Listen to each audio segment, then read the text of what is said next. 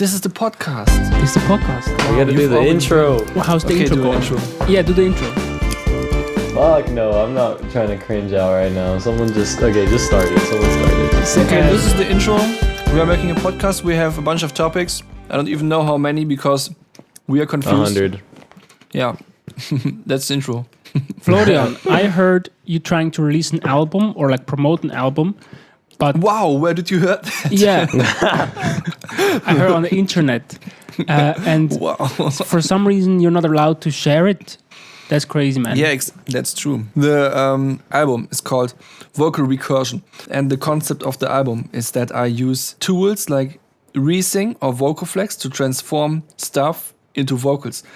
But the thing is that I'm not transforming vocals into other vocals, but I'm transforming whole beats into vocals. And then I'm importing the resulting vocals into a new project and make new beats from that. And I think that this is an ethical usage of AI because I'm only using my own music while resynthesizing it into something new. And also because the voices were made with consent. So there is nothing about it that screams, being evil or something. But when you go to certain Discord groups, and it's not just, I'm thinking of a specific Discord group now, but I've seen multiple. I won't tell you because that's kind of mean. But I can just say, when you look around Discord groups, there are often rules in them that say something like, okay, you cannot use AI. And in this specific group, it was also specified with a little bit more detail. And it said something about, like, if you are using something that transforms voices, then that's not allowed. But if you are using an AI that just masters your song, then that's allowed. And I found that pretty interesting because apparently people see that there is sort of a gray area in which AI is okay. And then if you exceed a certain limit, then it's suddenly not okay anymore. And I just think that this is often defined in a very vague way. I cannot even put my finger on it, how people come to the conclusion that one thing is okay and the other one isn't. So you're making a beat and then putting this fucking AI vocal thing on it? Like a whole beat or just like one synth? I basically took a whole beat and put it into that effect and told the effect this is a vocal track, make it in a different voice. And then because it thinks that this is a vocal track, it will interpret everything. So like then if there is a hi-hat, then it will say something like and stuff, and that's really cool because it creates vocals that you just, I don't know, not even a beatboxer would sound like this. And I find that's very inspiring, and that's why I used it to make even more music. Link in the description, by the way. It's banned. Yeah, not on YouTube, only on certain Discord groups.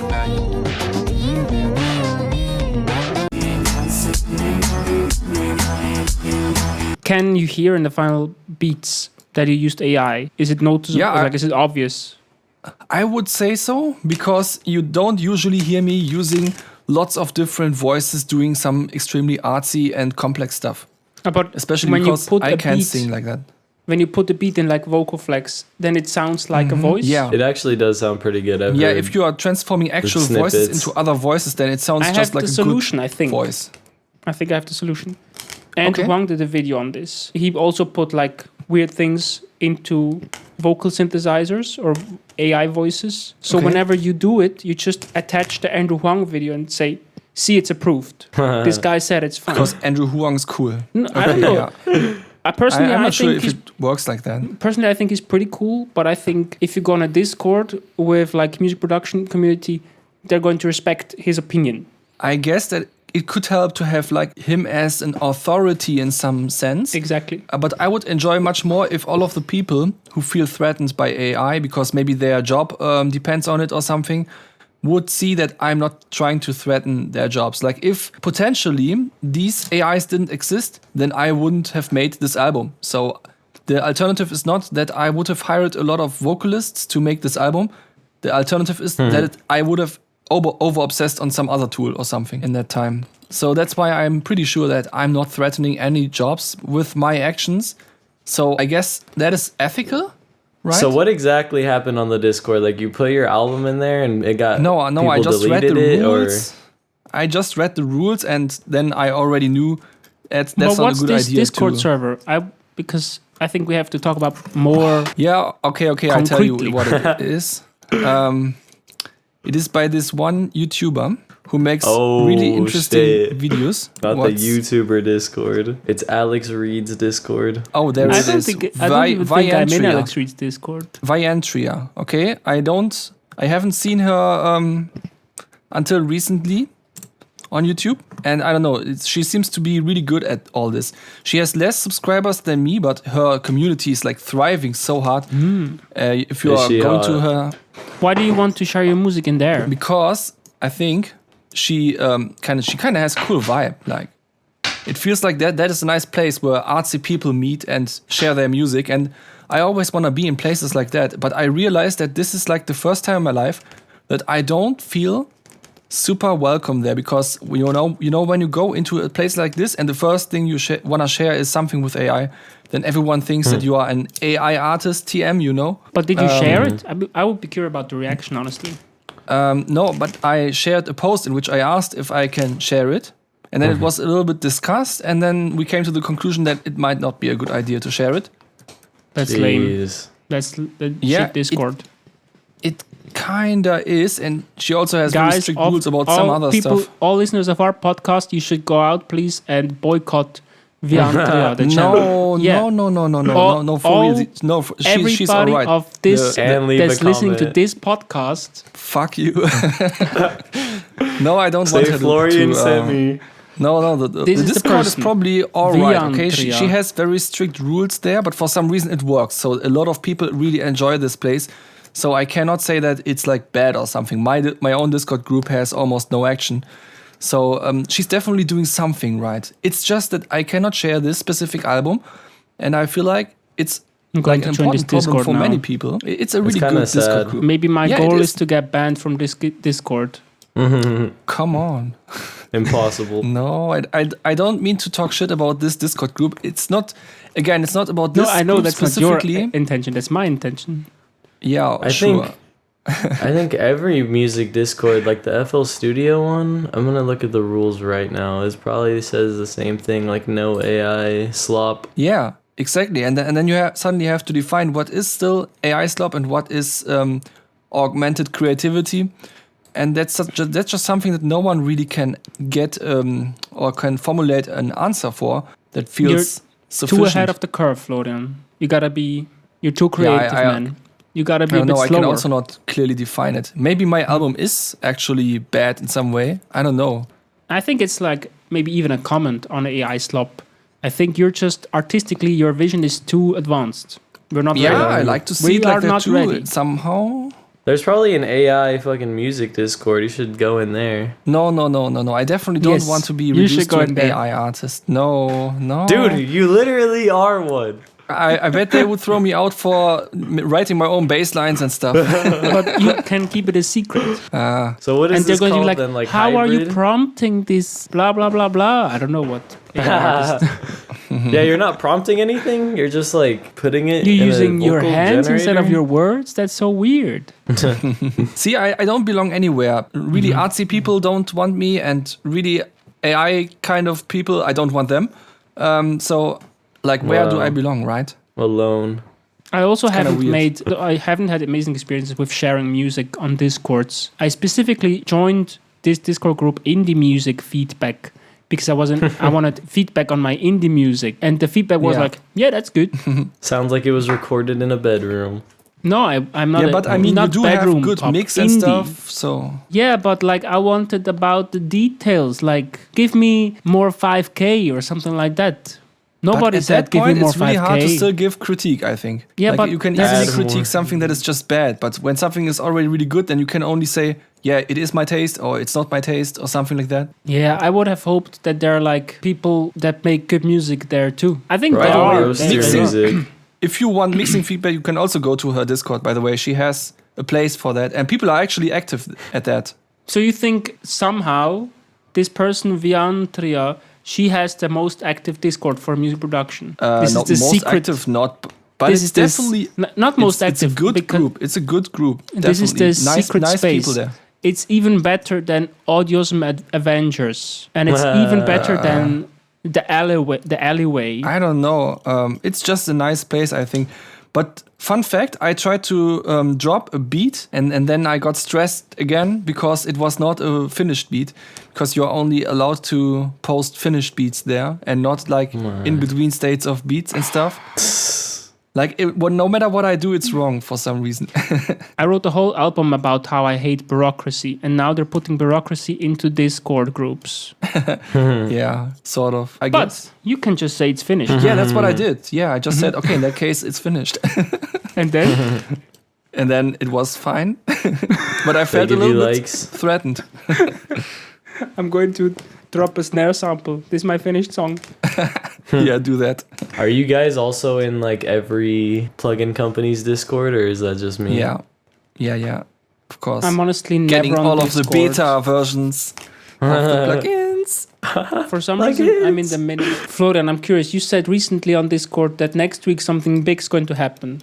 I think that was like 2 weeks ago. About that. Yeah, and it was about 1 week ago, but the release of the plugin that I made a video about has to be postponed because I found a bunch of new bugs. Because I've been seeing videos about plugins on YouTube, and I thought, maybe this is the plugin Florian was talking about, or maybe this is No, you haven't seen it yet. There was, for example, this It's going to be so good. There was, for example, this meta plugin. Yeah. I thought this could be one that you're excited about. Yeah, the plugin that will be released is actually really similar. That's the only thing that I'm going to tell you about it. What's the general concept, effect, or synth? Both. No shit, I know I told you 2 things about it. Now it's enough with that. How was this meta plugin called that came out last week? I don't remember. I don't know. Something with meta... Blah, blah, blah. Like, we can put it into the description. It was purple. What does that plugin do? I don't know. I haven't watched the video. AI slop? You can... No. I don't know if it was made with vibe coding techniques. But what it does is you can import a plugin. Like it hosts plugins, the plugin. And then you can make a setting. And then you can make another setting. And then those are snapshots. And you can modulate between them in various ways. Wait. I think it has built-in modulators probably. Yeah, you can here it basically is. like supercharge a bunch of plugins. It's called SnappySnap. I mean, that's not really new though. That's been a thing. I think the workflow is kind of new. It's called SnappySnap, and the title is I made a plugin meta parameter manipulator for NVST3 IDAW. It's wild, and it has a big ball on it. But what Zane, the fuck? Zane, which DAW do you use again? FL Studio. Yeah, that's what I thought, because FL Studio does have a parameter randomizer itself already, so you are used to this feature. Yeah, of course. My DAW doesn't have that. Yeah, actually just FL Studio has that feature. Yeah, but I think it is a new feature, because in FL Studio it's very reduced to the basics, and these plugins give you new workflows in regard to that. In FL Studio, all you can do is either you click like the button on the top right and it says like randomize, and that randomizes all the knobs, which is pretty fucking useless because it like will randomize volumes and stuff. So, exactly, and that is the difference between these plugins and the FL Studio parameter randomizer, especially when it comes to the bypass parameter, which is so annoying because a lot of plugins have a bypass parameter, and then you randomize the plugin, and in 50% of all cases it will just mute everything. Makes no sense. Guys, let's do a reaction video to the video. Guys, I haven't uploaded a video in over a month. And before that, it was also like over a month. Yeah, I'm pretty slow at the moment as well, but that's just because I'm preparing for the release. We will talk about YouTube. That'll be our last topic. Like your stuff. You always want to talk about YouTube. Yeah, because it's what's the current state of YouTube and plugins? How do I get rich? We gotta get Weaver Beats on the podcast and talk about the current state of YouTube. Oh no, thanks. Guys in the comments, go comment on Weaver Beats. I would like to invite Weaver Beats to show us a beat that he's working on, because I haven't seen that. That would be really interesting, to invite random people and they show us a production they're working on. All right, let's watch it. It's a good plugin browser. You can even type the plugin and then it filters. It does look pretty sexy. He's just making a Saturn setting. So he just moved the knob from one spot to another spot. Yeah, all knobs. All of the knobs that he defined change.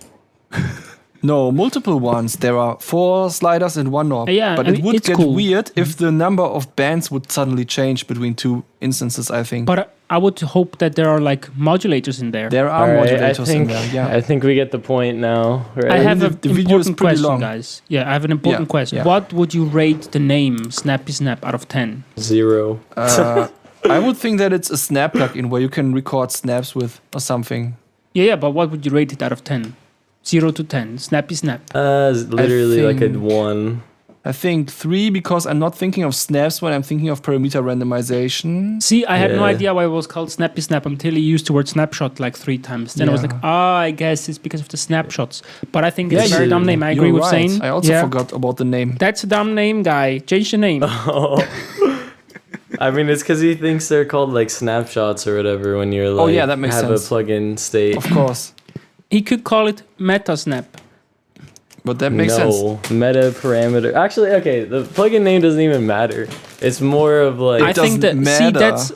that's what I'm here for. I think the plugin name definitely matters. I think the UI is nice. Yeah, the UI is good. That's also the important. idea is interesting. I feel like it's literally just an XY pad that like manipulates knobs. But I think there's some good use cases I could think of for like a synth preset, because maybe you can really morph from like a bass to like a fucking ARP in like a one knob. I think that's a good idea, but I don't know exactly how it would work in practice. I feel like that's the best idea I could think of. I don't know about y'all. I had a lot of ideas, but I will not spoil you with that because I made a lot of content that I'm still about to release. Yeah, so, I mean, it's definitely not a plugin for me, probably. I just don't work like that. It's too much work. Like, I'm trying to make a fucking beat here. Yeah, I just like a piano.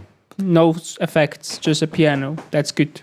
That's actually a good point, because there are a lot of snapshots, and I feel like it's a little bit intimidating that you can put all of these snapshots into different states. It makes me feel like I have to do that, and then I'm suddenly responsible for, what was that, 8 different presets even or something? More, on the other hand, you don't have to over-obsess over it. You can just put randomizers on all of them and then just choose the ones that work best or something. Yeah, of course. I mean, more like I like static sounds. Yeah, you don't have to modulate them, right? You can just put this point on any point in the field and then it will somewhat work or something. But like, what plugins would be good with this? Because like freaking a plugin with like 3 knobs. I mean, it could be fun to put like a synthesizer in it, or even a synth stack, control like 5 synths at the same time. Yeah, when you don't have a lot of parameters in a plugin, then it's more likely that the randomization still does something reasonable.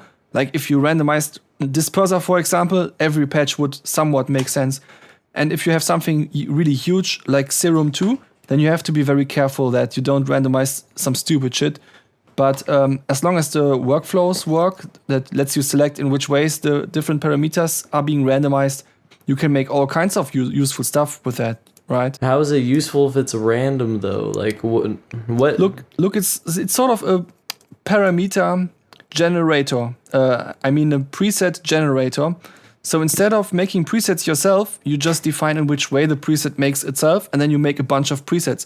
It's almost like some sort of AI thing, but 100% algorithmically. But Zane, can you lead us into the next topic, Zane? Lead us into the next topic that I don't remember the topic. Yeah, the next topic is actually synth presets, because that fits to this topic. Yeah, I mean, I do like... Okay, you want to know the reason I wanted to talk about synth presets? Yeah. It's because I freaking... For the last at least 6 months, like, the reason I'd get a synth is to go through the presets, right? Like, that was my whole... That's smart. Thing about that's what plugins. That's how I started, and that's why I made all those, like, reactions, because I was like, all these crazy synth presets. But eventually you realize that like most of these synth developers or companies, I mean, yeah, some of them will hire like amazing Grammy award-winning people to make presets, but most of the time it's just really not that usable for me, at least. Like 90+% at least the synth presets are like pretty not the best. Same. So it's like, what's the point of scrolling through the whole time when you can just make your own from the start? You know what I mean? Of course. So the question that I have is, why buy a piano if you can make a piano? No. Same question. What do you mean make a piano? Oh, why are you going to buy a piano, a grand piano? You could just make your own. Yeah, I mean, that's plugin? exactly the point, isn't it? Because I don't have a piano. Exactly for that reason. It is a huge object and you cannot even adjust the sound. So why would I use it instead of a synthesizer? This was a bit too destructive of a argument. Let's go back to the synth preset. Saying, continue. We can get back to this later. I mean, that is a good... Well, because I thought you were talking about making a freaking piano synth of course. preset. No, I mean, like, having a preset is like buying an instrument. Why do people buy instruments? Oh, yeah, for the tone and shit. Yeah, but Zane is right. A lot of presets that are shipped in a synthesizer are really not that good. They are just made to be fancy and hyped up, and they have a lot of kind of sounds in them, so everyone feels like, wow, that's an incredible preset. But then you try to actually use it in a song, and it's way too complex for every context you throw at it. That I see what you mean. That's also an issue I find sometimes, that the synth presets are actually too overdone, too processed, too specific. I thought, saying you were more talking about they were too boring. I mean, no, they're not even too boring necessarily. They're just not usable entirely, especially for at least my music. Like, I'm a pretty chill guy. I like to, you know, like, the benefits of making your own presets is you really get to, like, evolve it how you want. Like, when you said the overprocessed presets, let's say you like it, you don't even know how it was made because there's all these matrix parameters, so you got to edit it, and, like, it's just a lot of work. I feel like just starting from the ground up, you have an initial preset, and you get to make it, because there's only, like, so many types of synth sounds, like basses, plucks, pads, like, they're all pretty much made the same way. It's not like... But I feel like you said a key word. Like you said, they don't fit maybe with the style of music you want to make. Because I feel that's often an issue. Weaver is also always complaining about how presets sound, because he makes, like, I don't know what kind of music, modern... No one knows. I don't know the words of these tech genres, these electronic music genres. But hip-hop beats. You can't use a brass synth in the type of music that Weaver Beats wants to make. But if there's 500 brass synth presets, I'm hyped. I'm going through all the brass presets and see which one inspires me the most.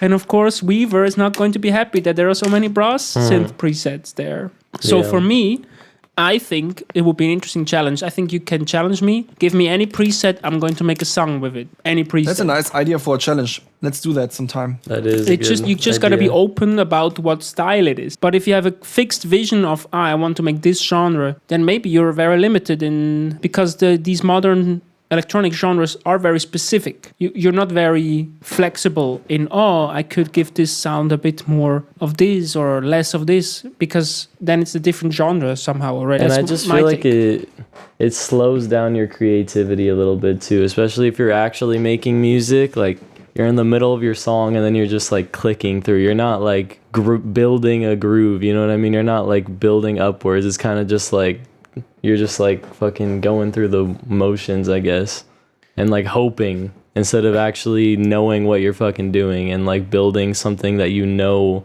is gonna work perfect.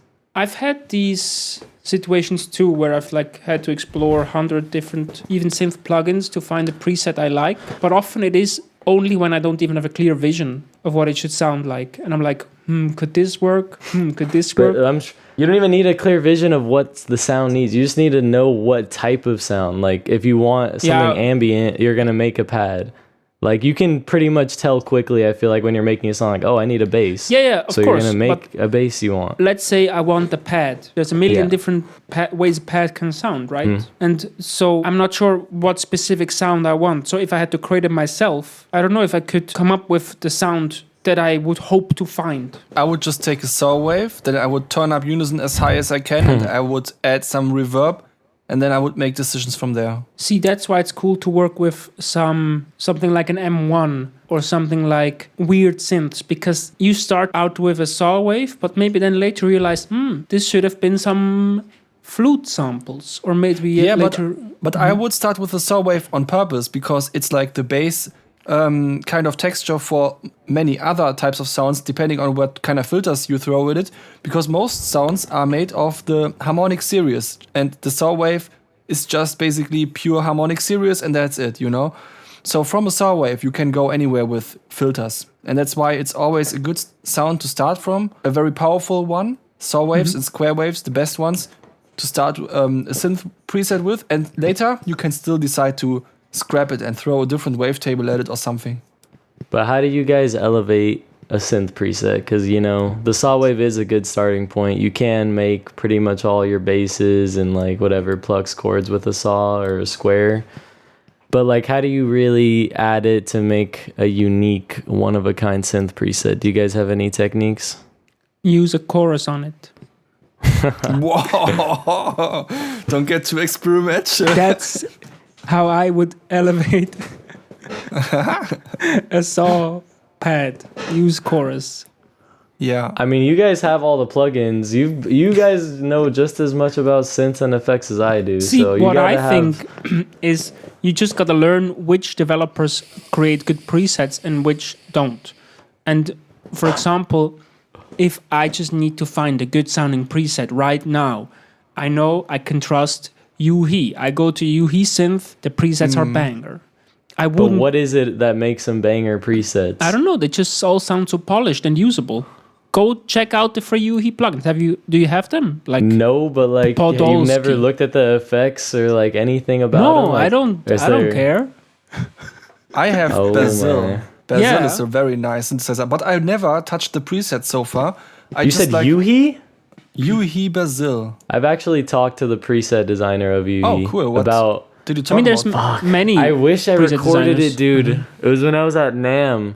The freaking preset man was there. I forgot exactly what he told me, but The preset man. he was like, try to use all the crazy effects you can, blah, blah, blah.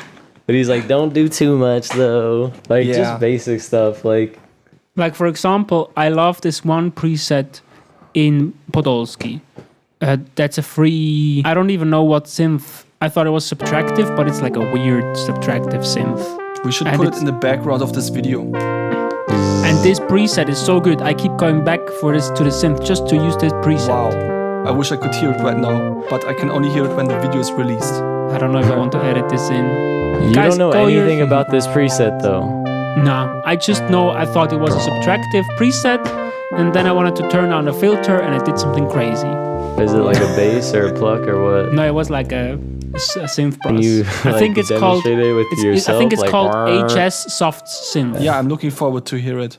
But to answer your question, Zane, how to make unique synths, that's kind of a weird question because unique is always relative to where you were before. You always have to find something new that is new for you personally so that you can reinvent yourself. And for me personally, that often just means that I'm over-obsessing on some software because that reveals new workflows and with that new sounds. Like in this case, the parameter randomization thing. So if you ask me right now, I would say I would layer the synth patch with a bunch of randomized synth. And if you ask me in 2 months, then I would tell you something completely different. So, Zane, you started out saying you don't like scrolling through these presets anymore or buying synths for the presets. That makes sense to some point. Like, Terry Audio released a new synth, and I'm like, do I need another analog emulation? It's going to have more synth brass. Yeah. I don't really I mean, understand the audience for this, honestly. But I don't even think those are preset people. These people just want to play around with 100 different emulations. So you found making your own preset is more efficient than looking through presets. For making music, in my opinion, yes. Because when I was, let's say, the last 2 years, when I was just praying and hoping that I'd find a sound and never found anything for like months or whatever, it's just like, all that time I could have just been making my own stuff and being happy. And the other benefit of making all your presets is now I actually know how to fucking make a lot of more sounds myself. Like literally I can't do everything, but at least for like house and D&B, like I know how to make the freaking neuro basses from scratch now. Like I can make all my plucks really quick, all my basses. Like I have my little secret recipes. Like I'll say some secret sauce because I just use Serum mostly, but like that has, it goes pretty freaking deep with like how you can edit the waveforms, especially. You can even add harmonics really easily with like the harmonics little sliders and stuff, which adds, extra tones to your sound. And once you know how to make like I want to learn how to make freaking guitars. I've been using filters, like vowel filters to get more unique sounds. Like it just goes really in depth. You should try some K plus strong type synthesizers if you want to go for guitar sounds. I've never done that. You're right. You gotta watch my video on physical modeling free plugins. Yeah. Okay. Watch this video. No, you're totally it's in right. the description. I didn't even think of that shit. I don't know how that can help people make a better synth plugin. Like, what do you think developers could do to like make people make better presets quicker? Is there any ideas we got for that? See, I'm already pretty content. I think most synths are already good enough for me. But like, if you're not designing them, what would make you want to like make your own brass presets? I guess like if it was just easier or sound. I think nothing. You wouldn't. You just rather scroll through presets. I mean, I know how to tweak sounds usually, except in Podolsky, I guess. But to me, designing sounds always feels like playing around. I don't like that.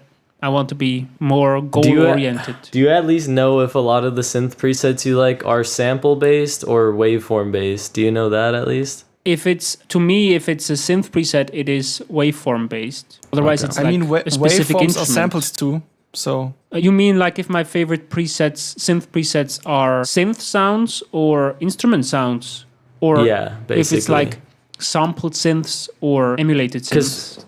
For example, in Serum, you have like your noise oscillator, which a lot of people upload like a guitar pluck in that, and then have it like go up and down the MIDI. So I'd consider that sample based. You didn't upgrade to Serum 2 yet, right? I mean, I have it, but it doesn't work well on my computer, so I still just use Serum 1. It's the same shit. Because it does come with its own sampler type oscillator, so you don't need to use the noise oscillator anymore for that kind of stuff. So that's how I would distinguish the two types of synth presets, I think, right now at least. I don't know. Between synth and sample based, basically. Yeah, because they both kind of have their own little ways to edit. You know what I mean? Then maybe you should experiment with the gray zone in between. Like every time I think I need to mix, I need to shake things up, I just try to figure out where are the gray zones in my current workflow. And it seems like in your case, that would be that you have to throw a sample into a sampler, and then you have to make the looped part of the waveform so short that it's longer than a wavetable, but shorter than something where you can still identify the sample. And then it would create some sort of texture that feels a little bit like a synth, but it's still like more of a granular thing. And then you would exactly be in a new spot where you haven't found yourself recently. I don't know about that. It's just granular synthesis at that point, right? I mean, it would sound a little bit like wavetable synthesis, but since you have more than just one wave cycle in the loop, it would sound a little bit more complex than that. And that's sometimes a nice way to find a balance between these two very different sounding worlds. I have a different take. I think you're too focused on using Serum. Stop using Serum, challenge yourself, make a video, challenge yourself to use 10 free plugins you never used to make a song. I mean, all the synths are the fucking same though. That's why I'm saying like at a certain point. They are not though. Yes, they are. They have like FM. Like they are technically, but they are different tools. They lead to different results. Dude, but like especially if you talk about sample-based stuff. Like if you start talking about, there's sample-based synthesis and waveform-based synthesis, then you might as well talk about contact libraries. Then you might talk about, orchestral instruments at that point.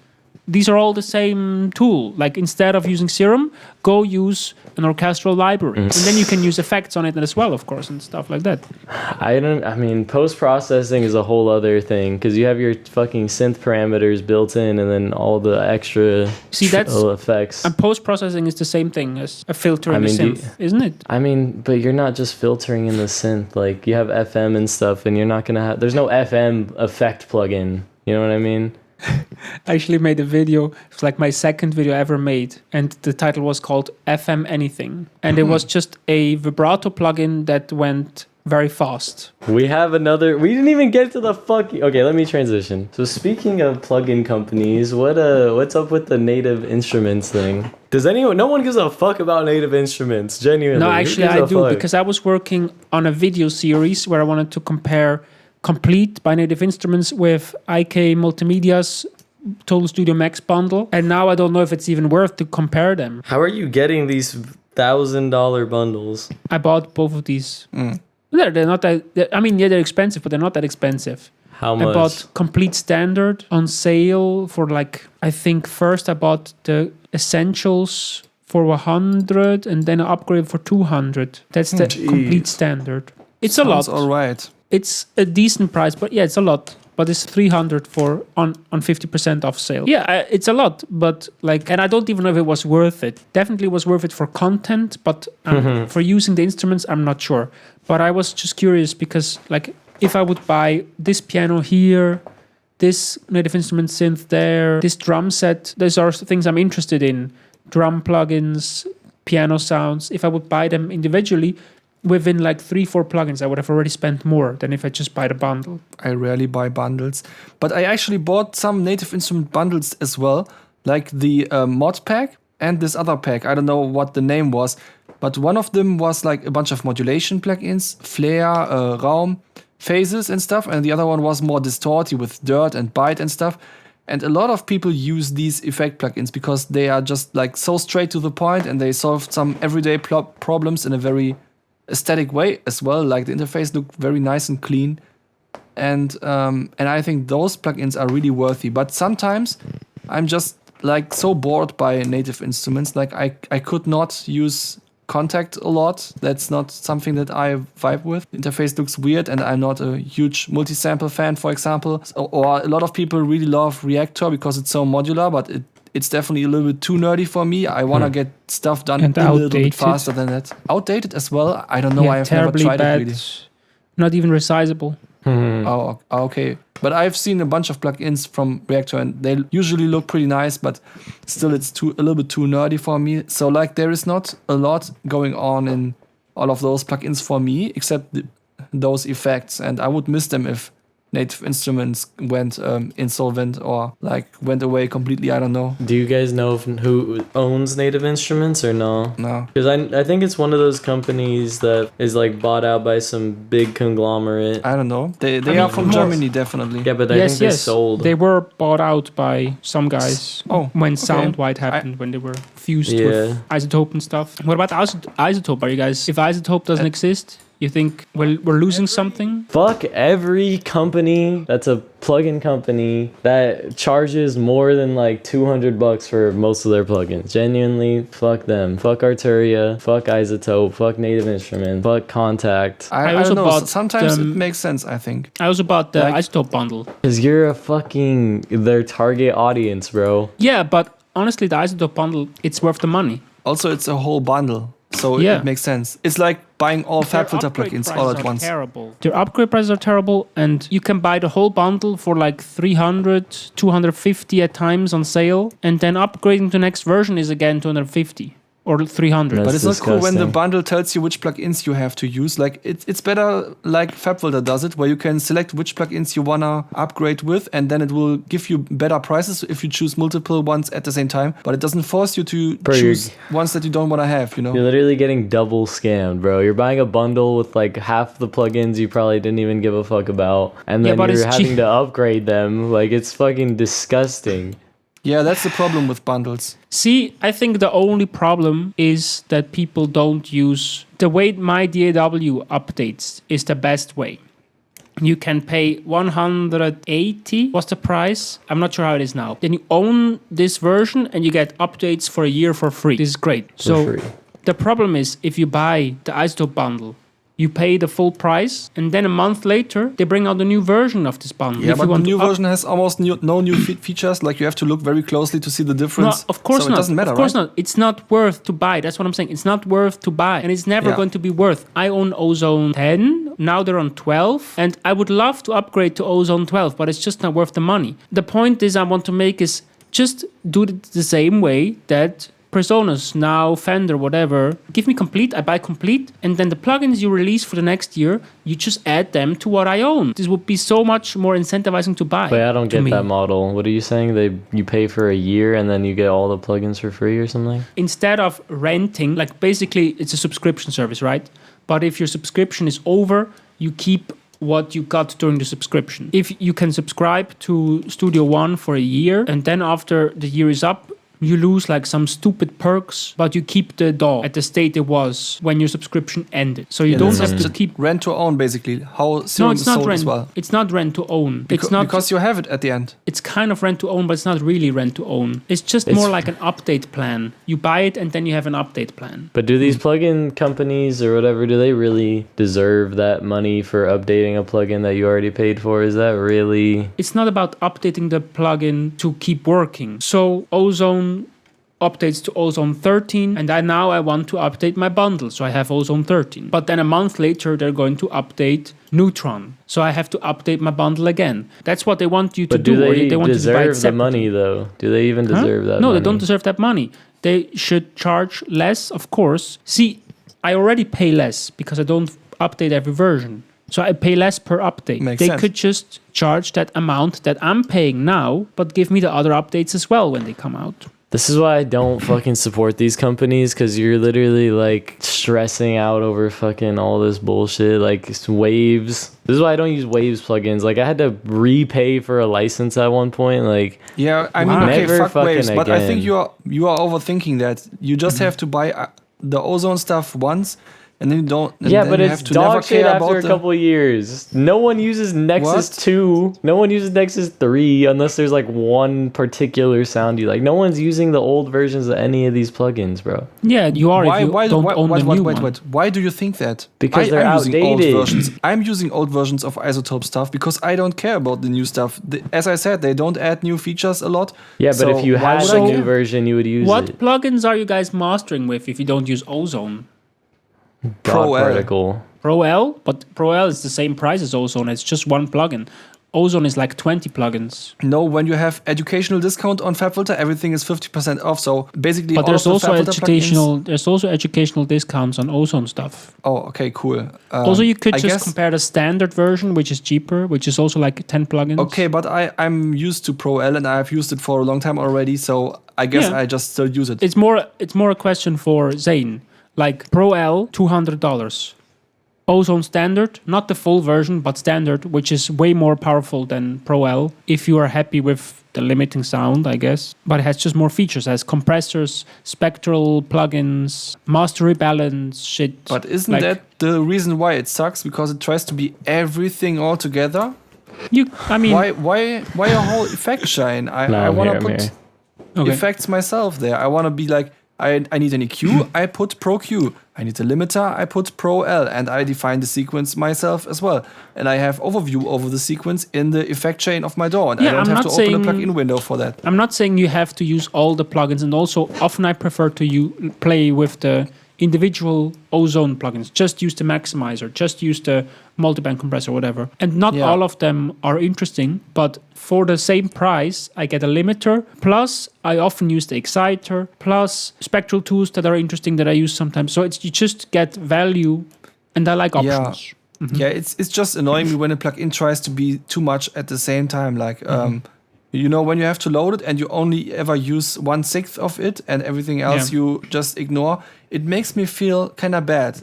It makes me feel like I'm not using the plugin to its full potential, even though I'm probably using it correctly in that moment. So, but Zane, what kind of plugin companies do you like? Or what kind of plugin companies do you work with? I mean, in general, Yeah, or especially for mastering, for example.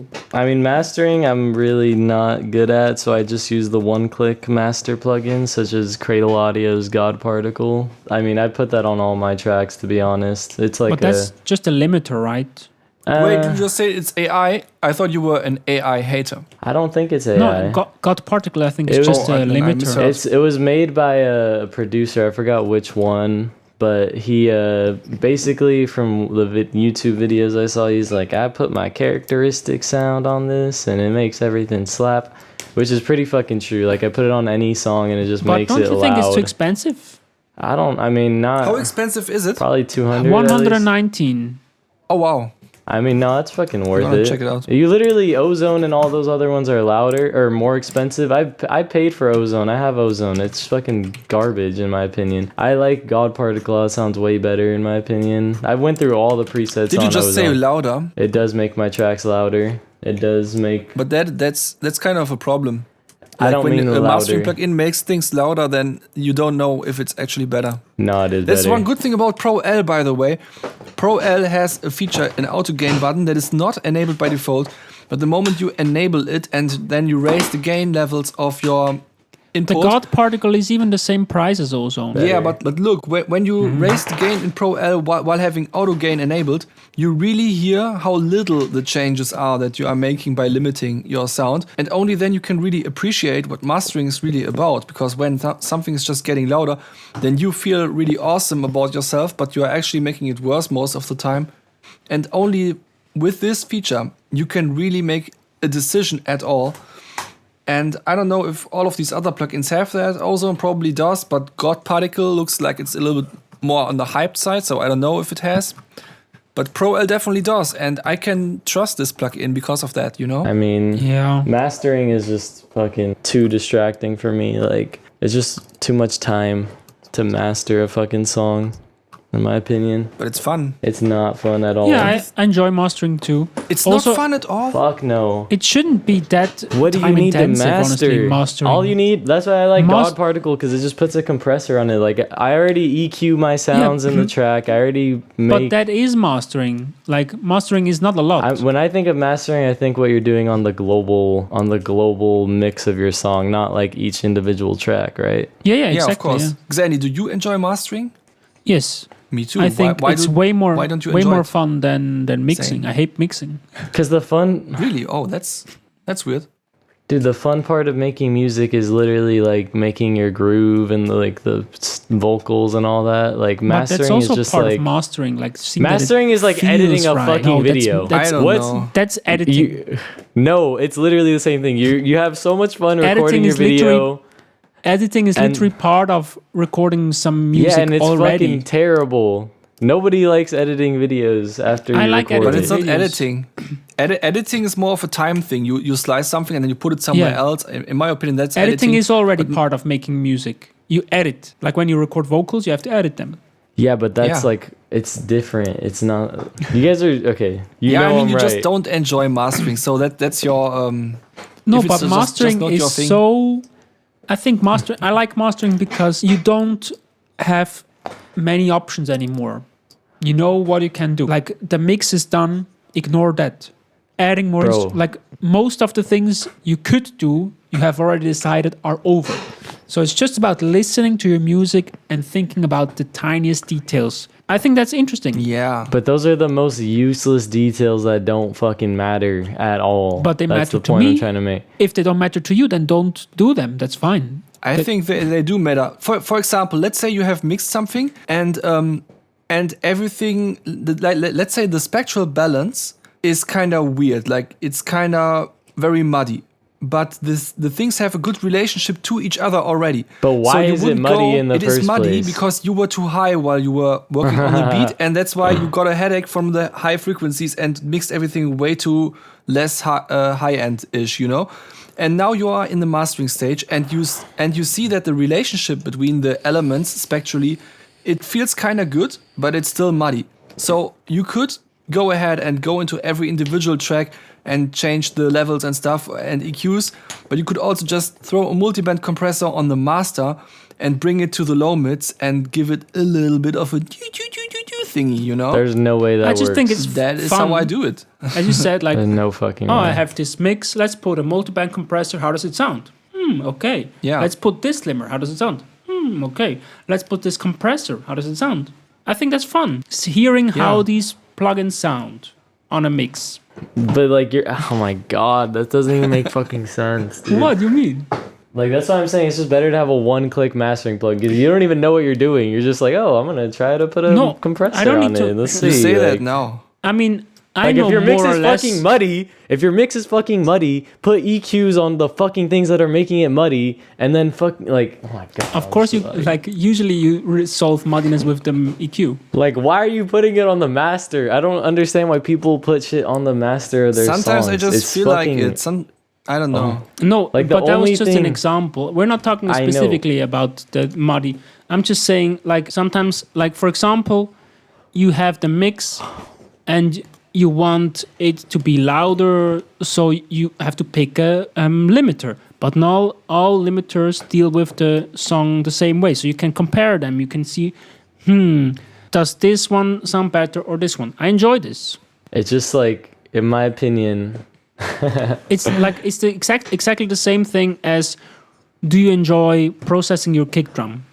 I mean, put yeah, a but you don't want to saturator spend on it. 10 hours. No, Like, that's what I'm saying. Don't spend 10 hours on your master.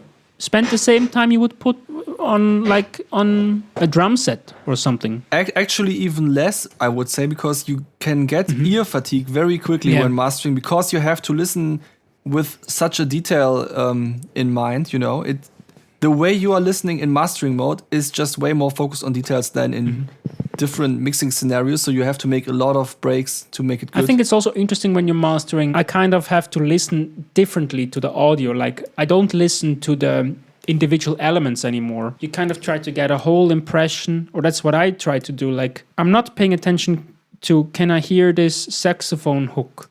That's what I do in mixing. And in mastering, it's more like, does this hurt my ears in any ways? Or is this vocal pleasant to listen to? Some things like this. And maybe you're just imagining something way too involved when you think it's going to take many hours.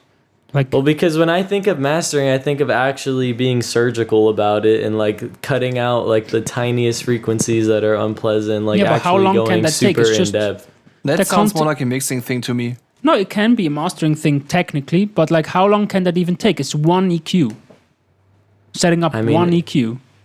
I mean, in my opinion, like let's say I did have a song and I was like, I put the one compressor version that I always do where I just put God Particle versus giving it to like an actual $1 million mastering guy. I expect him to go through like every track perfectly. No, that's not mastering.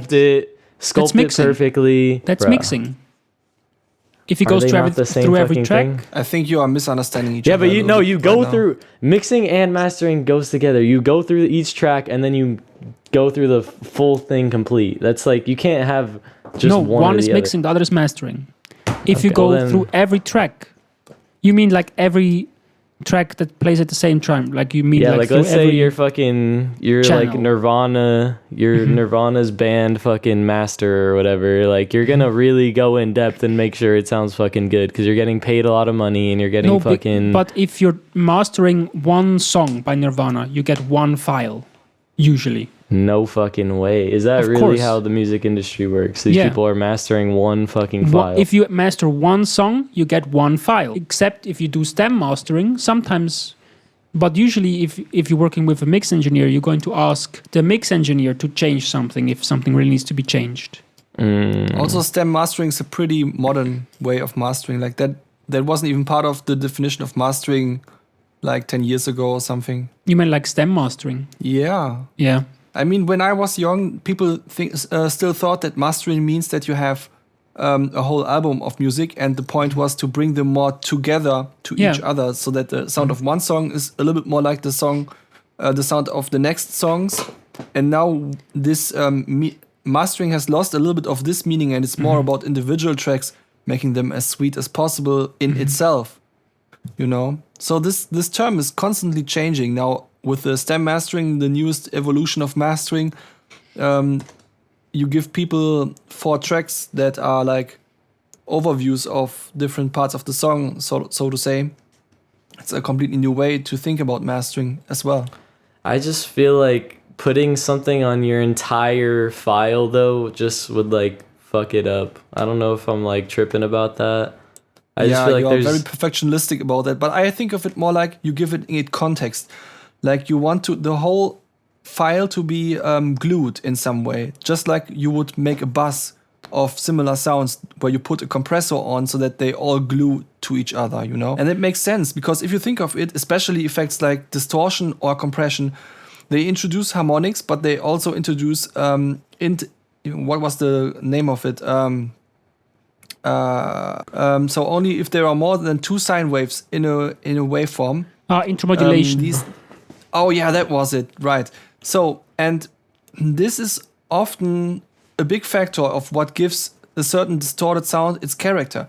So if you think of it in the context of a full mix, then that means that it needs to be the full mix to produce the intermodulation of this full mix, and thus giving it its glue, you know? It so usually sound the same if it was compressors unique on each track. You just put one plugin on your master bus. Well, yeah, because it just makes... I mean, I know Florian said making everything louder isn't always good, but at least for my music, like, once you have a rough foundation, you just... That's basically what my fucking God Particle plugin does. It just glues it all together. Like, it makes everything sound like a cohesive, loud, properly mixed track. Like, I'll listen to tracks that I uploaded with God Particle sound better than most fucking other people's like professional tracks or whatever. I mean, I'm not saying I'm a fucking pro. Zane, I really like your music, but I don't think that it's good just because you throw gold particle on it, but because you have a good feeling for music. Yeah, that's more important, but just for my at least taste, like I rather like for the future of mastering plugins, I definitely would rather have like an AI or something like calculate how to balance it to the max instead of like me hand. In that case, you shouldn't be so mad about iZotope because that's what they do. But I've had iZotope and I didn't like how it sounded. Like it just sounded terrible. Like I went through every preset for like my first couple tracks. Nah, and you like can't go through the preset, man. No. The mastering assistant. Yeah. So now you don't like just said it presets. yourself. No, not for mastering, man. For synth sound. Gosh. Okay, we gotta end this episode, bro. We're going crazy. I think we talked about a lot of stuff. I have the most normal takes about presets. This is the most stereotypical takes about presets. But yeah. Final update though about our channels. We're all just posting music stuff. I've been moving. I've been promoting an album. Difficult. I have a job. Your music career more important than your plugin career right now, or YouTube career? No, it's not more important. It's just less work. I mean, Florian's uploading music. Yeah, but I'm also slowing down when it comes to videos because, you know, I've put a lot of work into my channel and it's not looking like it's getting any monetary success or something. And while I do make videos mostly for passion, you know, you have to look how you can arrange your time for things that are just a hobby. So, I just make videos when I feel like it, and I don't pressure myself anymore that I have to do it every week or something, you know? You were the most consistent out of all of us, I feel like, for uploading. Yeah, really. But I really don't try to have like deadlines and stuff. Yeah, but like I feel like every time I'd open my feed on my certain accounts, like you'd have a new video. Like Xantix and I are more like every now and then. You're more like... Yeah, I think you're right about that. But I'm actually also using this technique. I'm also not forcing myself. I'm just being like, okay, if it's nothing going on this week, then so be it. I also make 2 big videos. This video that I've been working on, it's going to take like 3, 4, 5 full days more to finish. Jeez. Full days. Oh, that's crazy. What takes so so you have a lot to edit? Yeah, definitely. But also to film and to think and to set up. It's going to be this review of that keyboard I sent you guys. You know what I found out about making videos? When you write a script before you start recording anything, then even the editing process is easier than it would be if you had no script, because you just have sentences that are like so straight to the point in your video all over the place that you just don't have to cut all of the stuff in a weird way, you know? It feels so pleasant. That's why I often do that now. So you're just like acting? Yeah, I'm basically writing everything that I want to say as a script, and then I'm recording everything with my mic without using a camera, and then I'm making the whole video footage after that, which is different to how I worked before, where I just, you know, put on the camera and made a screen cap and let's go. But I'm still doing that sometimes because it feels a little bit more lively and real. But I definitely really like making scripted videos, even though it feels a little bit more like almost professional in a negative way. But it's so straight to the point. I like that. Are you writing the scripts or having the AI? Yeah, of course. No, what are you talking about? Of course I'm writing. I just feel like scripted videos are so fucking boring. Like people never put any like jokes in it. It's just like blah blah blah blah. Like yeah, that's sleep. true. That's true. It's a little bit more strict. But I mean, I'm German, so it's okay. We have no humor anyway. This whole podcast was also scripted, by the way. Yep. Yeah. We wrote every word. All right, chase your fucking dreams. Check out all our music. I think I'll be dropping the album soon. I already finished all the beats on it. I just have to finish writing the vocals and then recording those. So don't forget, you can send me one. I would love to master one for you and see if you like it. Like and subscribe. Okay, bye. All right, bye guys. Oh my god, these are lit.